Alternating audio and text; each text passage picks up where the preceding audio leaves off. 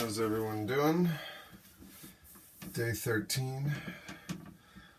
Missed a couple days. That's all right. Just took a couple days off from the sauna. So, this is a stress.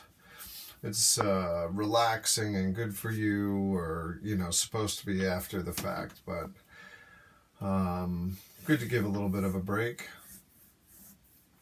You just can't keep stacking more and more things on top of what you do. Sometimes you actually just need real rest and recovery. So,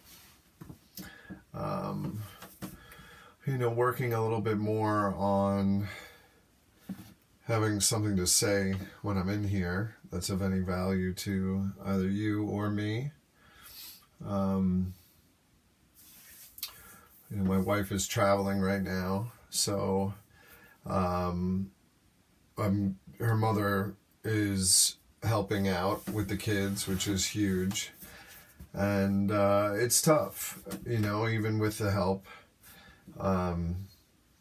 It's just really hard, 3 kids, and there are just those points where even something like the TV being on, or the radio, or whatever music being on, plus a couple of whining kids, or extra sounds and noises, and trying to make food, trying to think, and it feels crazy. I mean, it feels really overwhelming. Overstimulated is a good term for it. And you can't just scream like, shut up, or have a movie moment, where you're gonna do something and everybody's gonna get with it and suddenly be quiet. Because in my experience, when I do lose my cool, or slam something down, or just something that feels like you do to get a little bit of release in the moment, and the next thing you know, everybody's crying, or it immediately gets worse, right? Because then you're getting looks of calm down, and what's the matter? And it's tough. It's tough. But you also have to know what your limits are when these things are coming on. You either ask for help, you step out of the room for a couple minutes, or you just try to accept, try not to fight, try to accept the position that you're in. One technique that I have read about and have heard about is that you actually pretend it's 30 years in the future, and you're in that room, and there's not going to be any noise.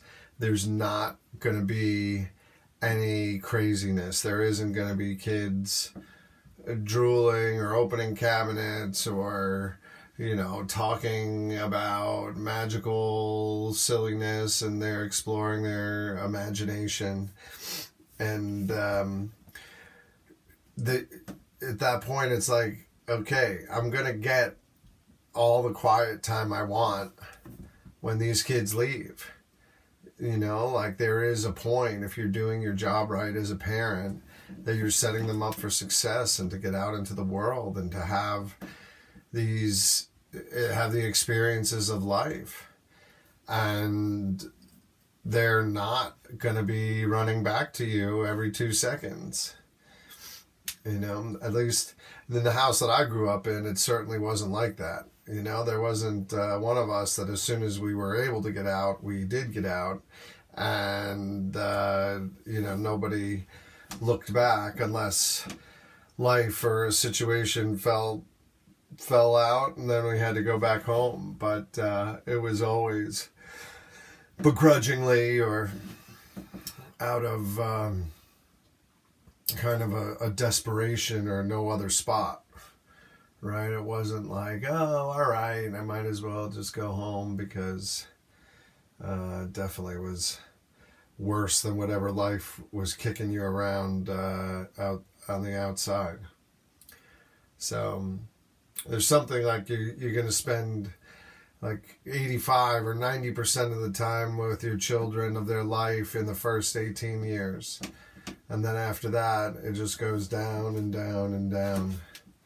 You know, and even if they're staying in your house, or if you were somebody that lived in your parents' house, like I did from time to time, or as some years when I was older and getting back on my feet, you're not hanging out with them. You're like kind of pretending that you don't live there and not hanging out with them, you know? But I didn't have exactly like emotionally supportive parents. So there was nothing to actually go to them with. There was no life lessons that they were going to give and things like that. So, you know, if you're just going to get your chops broken or have somebody, you know, give you non-helpful advice. I mean, maybe that was the key, is making it such like an unpleasant environment that you're like, I'm going to get out of here. So there was a point where that actually did happen, and I went and I moved out of my parents' house and basically got this like shoebox of an apartment a couple towns over, and it didn't matter, because at least it was just my own space and I didn't have anybody hassling me, you know, at least not for a little while.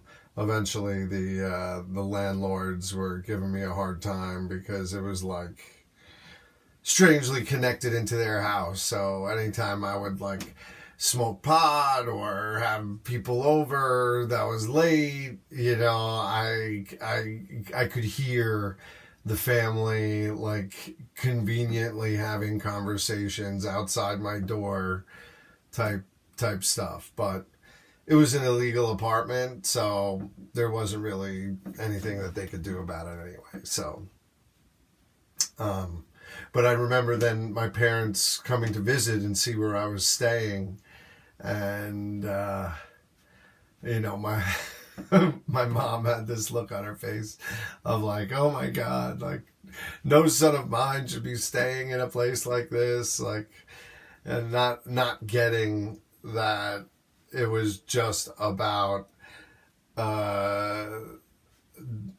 doing it on my own. Like failing even on my own was better than not quite as failing, but being under their roof. So, and things, you know, went better from there. Finally got my own place after that. And I was very fortunate, you know, that actually became a catalyst for them to lend me money, which I paid back with interest, and did it by working in a family business, which, you know, it was good and bad. Good that it happened at all.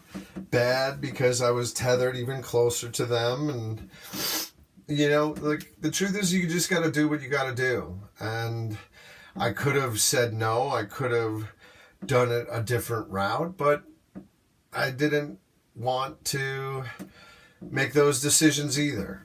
So, you know, I'm very lucky. You know, I'm as some would call it, privileged. And the privilege is that I was born into a family of people that worked very hard and did not squander their money on wasteful shit. You know, they were always driving a car that was 10 years older than the current year. Our vacations were minimal and like long weekends, only a couple hours away, staying in some like dumpy motel. I remember with illegal cable, and like they put on something, and like a girl ran across the TV with her boobies jiggling, and you know they're saying "put your head down" and all that kind of stuff. Where the big splurge was we would go out to Montauk, and we'd get a T-shirt each that had some funny shark eating a tourist slogan, right? And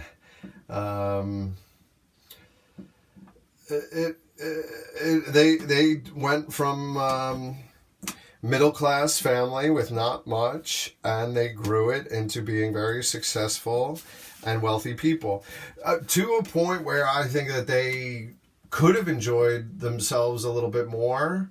But you know, that's something that I'm sort of wrestling with now, that there's plenty of things that I spend money on that in hindsight it's extremely wasteful. And could I be further along in my life or further into achieving other dreams if I had done things differently, if I had banked everything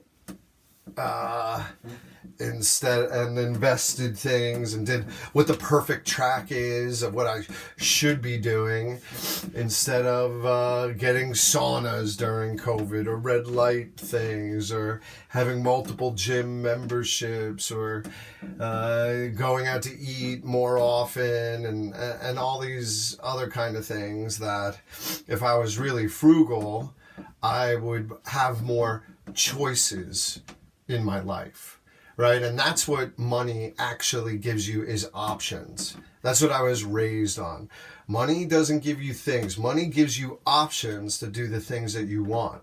If you want to go on those vacations, you can do it. Is that the right thing? At the end of the day, that's only for you to decide.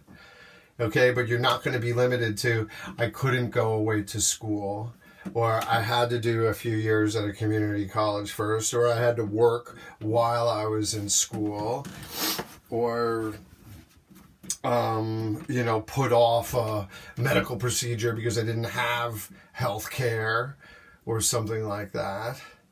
And that's a bit of the problem now. This is where I feel that the American dream has become a bit of the American nightmare, because what the American dream really is about freedom of choice, but that doesn't come with consequence or the absolution of work.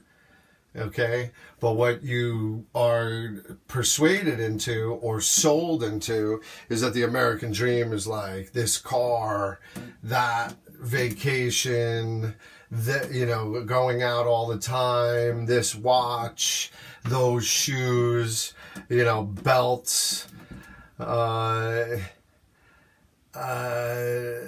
know, stupid shit. Oh, I'm gonna go get like a $300 birthday shirt. Like I owe it to myself, or I'm gonna do that for myself. All of these stupid things that I was using money to soothe incontentment from what I was actually accomplishing in life. So, you know, hopefully I've gotten most of that out of my system, and I don't feel that I need to keep up with what other people are doing, you know, but now to just convince the rest of my family to do that, that's going to be tougher. I know, because I have spoiled them. I have not been a great example. And as always, your children are going to do what they see and what you do, not what you tell them to do or not to do. So, anyway, we're coming up on that time where I'm about to fizzle out due to the heat, but glad to be back on the Sauna Talks. And, you know, happy Saturday. Be well.